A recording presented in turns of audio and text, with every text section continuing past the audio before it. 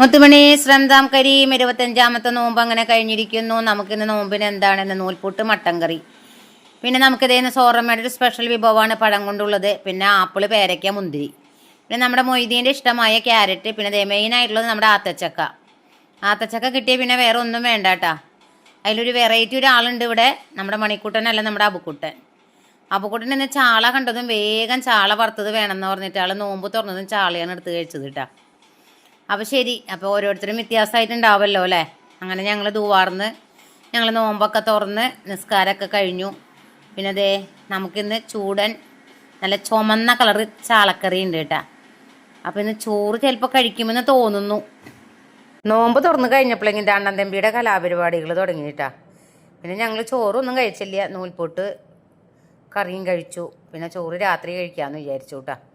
അപ്പോൾ എത്രയുള്ളപ്പോൾ എല്ലാവരും സപ്പോർട്ട് ചെയ്യുക, ലൈക്ക് ചെയ്യുക. ഓക്കെ ടാ, ബൈ ബൈ.